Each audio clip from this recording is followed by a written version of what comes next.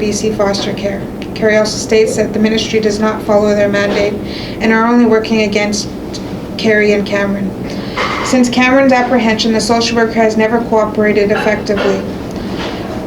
She feels that the ministry's only interest is to keep Cameron in care as long as possible, if not permanently. This is just one example of the systematic repression and program assimilation that many Native families experience in Canada. Furthermore, many land offenders are targeted and experience political repression and are criminalized by Canada's law enforcement system. Many Native people in our communities are institutionalized in Canada's prison systems, and Native children are vulnerable to being institutionalized by family and children's services. Canada has a long violent history of taking Native children away from their families with the intention of assimilating them from their culture and breaking their spirits. The residential schools may close down, but family and children's services have picked off where residential schools have left off. So after reading this, Carrie, you know, I know your plight and I know everything you're going through, but basically there it's telling us of the journey that you're now subjected to. And that's that your children are in, or your child is in care. Mm-hmm. You know, there's two issues there that we can look at. One of them is that, you know, the grand scheme of things is that you're an advocate against the government, and because you are, they were looking at any way to break you. Mm-hmm. And how they did find a way to break you is by using the multi-generational target of MCFD, which has been long since in your family, stemming from your mother to your sister, and now to you and your child. Mm-hmm. Can you tell us a little bit about that and how that has affected you? Yeah, I'll basically tell you that my mother was apprehended as a child, and she went off to residential school. She is a residential school survivor. So after her enduring all this, she was broken. She had lost a cultural identity. She was assimilated from her family. After these children come out of residential schools, they have no foundation to build happy families, have happy, strong families. So I grew up pretty much without my mom. She left us when we were about 3 years old, and we stayed with my dad. And my family, they dealt with alcoholism and pretty much leaving us all the time. And it was a very hard struggle for us growing up. Do you think that a lot of this came from the trauma that your mother had suffered with first being apprehended by the schools? Yeah. It was difficult for her to show love to us. And do you think that's because she really herself had no idea of what love is, or even really what healthy love looks like? Mm-hmm. Yeah.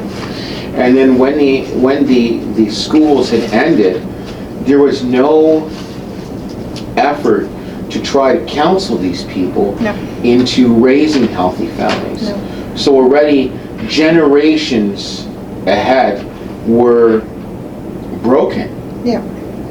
And so you are now one of these targets, or one of the products of a target of what we call MCFD's first phases. Mm-hmm. And in this, you have had your own battles, yes? Yes, definitely. Can you tell us a little bit about your battles?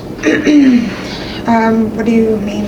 Well, growing up as a child, you told me that you really didn't have a mother. Yeah. And you really didn't have a father. You did physically, but they did not have the knowledge of how to love you as a daughter, and how to treat you and show you some of the things that other families would actually have, given the fact that they were residential school parents or children themselves. It was really difficult for me growing up as a child. We were left alone so many times. There was a lot of alcoholism, drinking around us. It was very scary. Like, to this day, I couldn't imagine my kids going through this, having alcohol around them, not having anybody to turn to. I grew up a very lonely, scared child. It was hard for my parents to show me any kind of, love. They were there for us, but not the way I wanted. It was hard for my mom to show us love, to hug us, to kiss us. After my dad realizing of his own self-growth, he decided to tell us on a daily basis, I love you, Carrie, I love you, Terry, and that pretty much saved me. I'm not sure where he learned it from, but he thought it was important to tell us. And then we were able to grow up with, better understanding what love is. So I tell my kids all the time, I love you, on a daily basis, and that how important it is. So it's really great that I hear that from my kids all the time, almost all the time. I love you, Mommy. I love you, Mommy. So tell us, let's go back into a little bit of your history with MCFD. What was your very first involvement as an adult or as a mother with MCFD? My daughter was about 11 years old, and at about 12 years old, she got into the wrong crowds, and it was really difficult for me, myself, to raise her. And how old were you? I was, 12. How old is she now? She's 15. So 3 years ago? Yeah, Okay. 3-4 years ago. I had 2 younger children that I had to take care of, that I didn't want to subject them to alcoholism, drugs. So I went to Children's Services asking for their help. I voluntarily gave them information that I had a drug problem. I voluntarily told them that I had gone through depression. Now you're saying that you had a drug problem, but when you say you had a drug problem, this was back... This is back in 2000 when I had a drug problem. So it was 10 or 7 years prior, and after that point, you had had no problems with drugs and alcohol to date, especially when you went and talked to the ministry, correct? Yeah. Okay. I thought that it was my responsibility to voluntarily give this information in hopes that they would help me. That they can provide some kind of counseling, that they can provide any kind of supports, because at that point in my life, I believed Children's Services were there to help us. Now to this date, after my other daughter, I gave her to Children's Services voluntarily. I said I can't take care of her myself. Because you had 2 other children, that I had and your other children were what ages? My other children at that point were about just 2 years old and 5 years old. Okay. And then you had this 12-year-old who had gotten into bad crowd.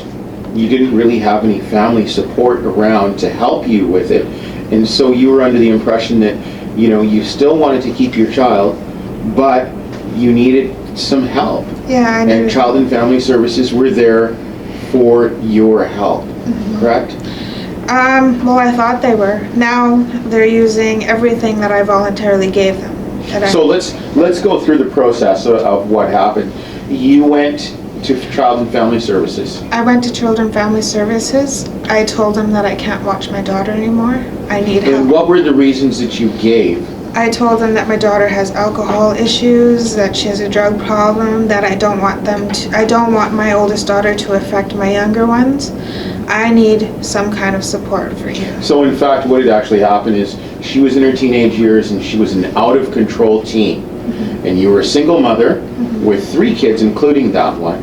And you thought that you could go to them to ask for help or guidance or counseling in keeping your daughter with you and raising your family properly with love and bonding and everything, yes? Yep. However, they did take her into custody, which was really fine with me at that point. What were the reasons why they took your, at the time, 12-year-old daughter? The reasons was that she was drinking. I didn't have the supports to keep her in my home. It was difficult to deal with her alcoholism, the drug use, coming home drinking, drunk, high, and it was very scary for me as a mother.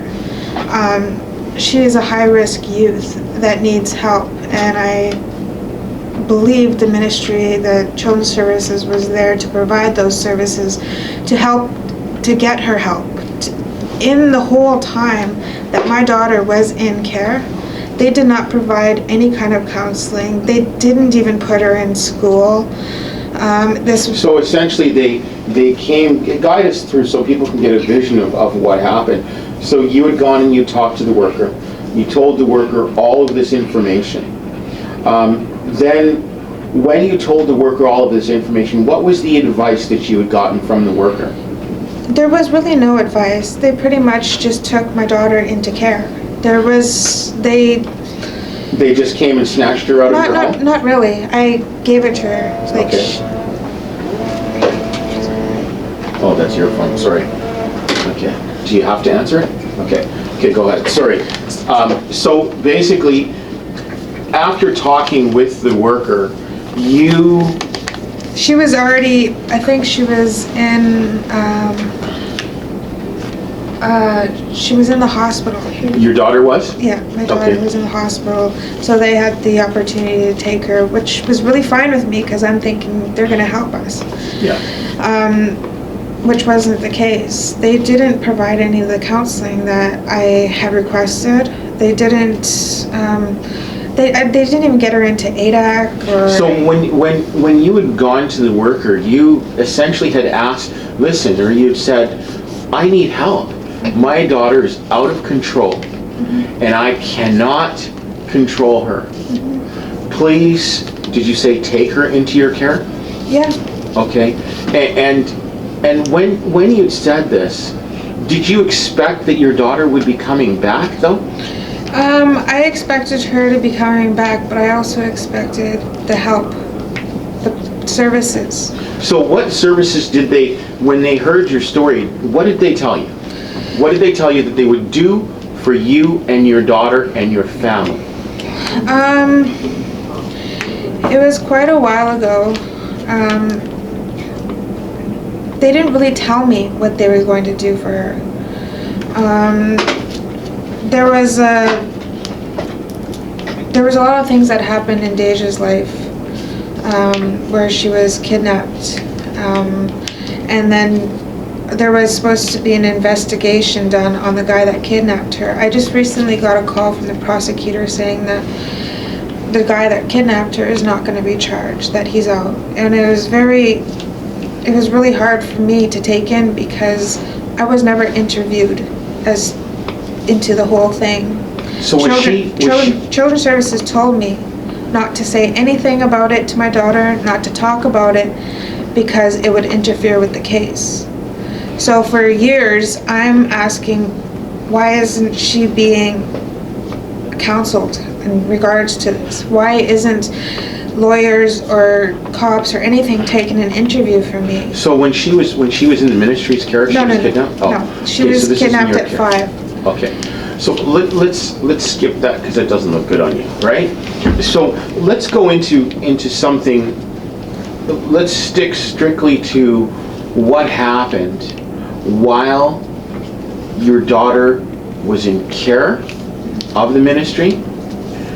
What issues they knew that you told them about, and how they dealt with it, or what was offered, or what was promised, or what was insinuated that they would do to help your family and bring your family back together. Let's focus on that. Okay, so I'll guide you through with questions, right? And that way we can build it. When your daughter was taken, and when you agreed to give your daughter to Child and Family Services. What did they promise? They didn't promise anything. What did they insinuate? They really didn't insinuate anything. They So they just said to you, we're going to take her? yeah, and it was voluntarily, you know. Okay. So in this time, I'm thinking that they're going to help. Now, did you mention to them that you needed counseling or you needed any kind of help? I requested that an in-home support worker come and deal with with me and the little ones. There was a whole